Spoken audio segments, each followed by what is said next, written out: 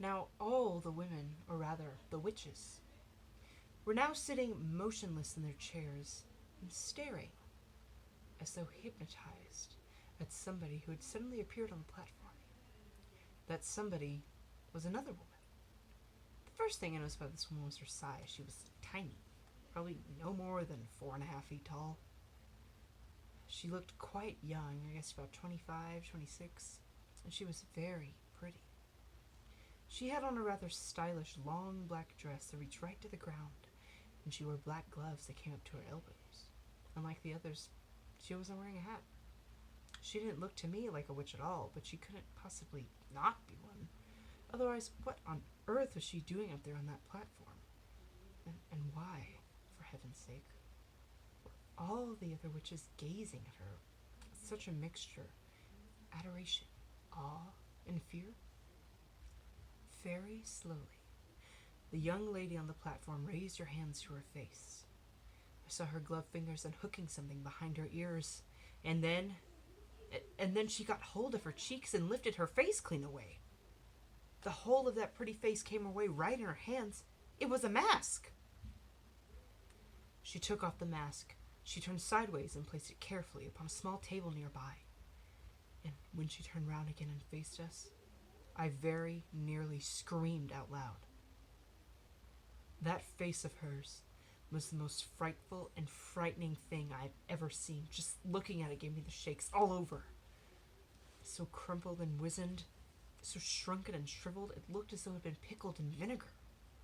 There was something terribly wrong with it, something foul, putrid, decayed. It seemed quite literally to be rotting away at the edges. And in the middle of the face, around the mouth and cheeks, I could see the skin all cankered and worm-eaten, so maggots were working away in there. There are times when something is so frightful that you become mesmerized by it, and you just can't look away. I was like that now. I was transfixed, numbed. I was magnetized by the sheer horror of this woman's features. But there was more to it than that. I knew immediately, of course, that this was none other than the Grand High Witch herself. I knew also why that she had worn a mask. She could have never moved around in public, let alone book it in a hotel like this one, with her real face. Everyone who saw her would have run away screaming. "The doors!" shouted the Grand High Witch in a voice that filled the room and bounced off the walls. "Are they chained? Are they bolted?" "The doors are chained and bolted, your grandness," answered a voice in the audience. "You may remove your gloves." Everyone in the room was now peeling off her gloves. I was watching the hands of those in the back row. I wanted very much to see what their fingers looked like and whether my grandmother had been right about them. Oh yes, I could see several of them now. I could see the brown claws curving over the tips of the fingers. They were about 2 inches long, those claws, and sharp at the ends. "You may remove your shoes." I heard a sigh of relief going up from all the witches in the room as they kicked off their narrow high-heeled shoes. And then I got a glimpse into the chairs of several pairs of stockinged feet, square and completely toeless. Revolting they were, as if the toes had been sliced away from the feet with a carving knife. "You may remove your wigs." "Remove your wigs and get some fresh air into your spotty scalps." Another sigh of relief arose from the audience, as all the hands went up to the heads, and all the wigs, with the hats still on them, were lifted away.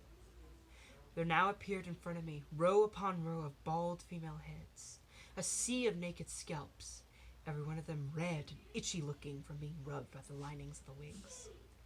I simply cannot tell you how awful they were, and somehow the whole sight was made more grotesque, because underneath those frightful scabby bald heads, the bodies were dressed in fashionable and rather pretty clothes. It was monstrous. It was unnatural. Oh, heavens, I thought. Oh, help. Oh, Lord, have mercy on me. These foul, bald-headed females are child killers, every one of them. And here I am, imprisoned in the same room, and I can't escape. "Witches of England!" shouted the Grand High Witch. She herself, I noticed, had not taken off either her wig, or her gloves, or her shoes. "Witches of England!" The audience stirred uneasily and sat up straighter in their chairs. Miserable witches! Useless, lazy witches! Feeble, witches! You are a heap idle, good-for-nothing birds! A shudder went through the audience. The Grand High Witch was clearly in an ugly mood, and they knew it. I had a feeling that something awful was going to happen soon. "I'm having my breakfast this morning," cried the Grand High Witch, "and I'm looking out the window at the beach. And what am I seeing?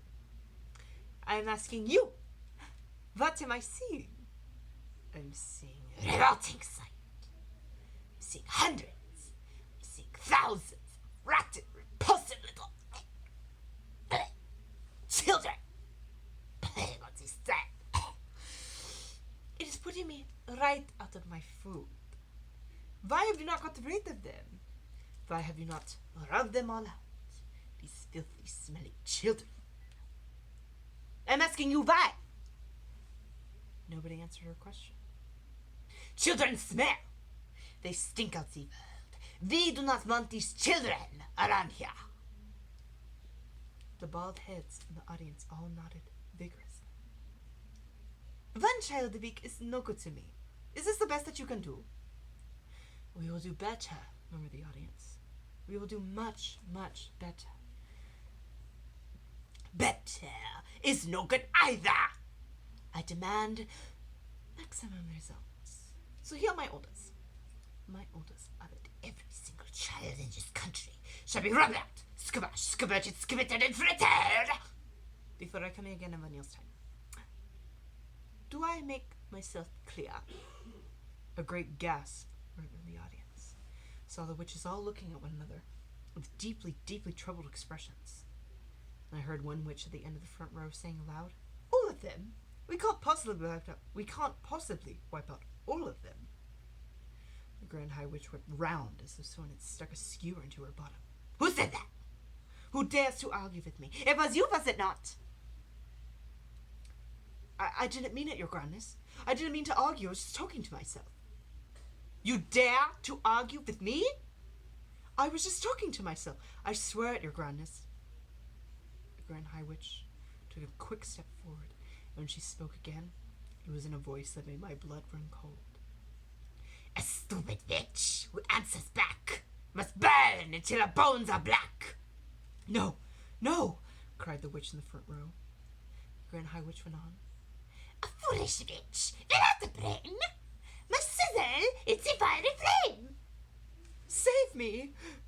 The Grand High Witch took no notice of her and spoke again. An idiotic witch like you must rust upon the barbecue.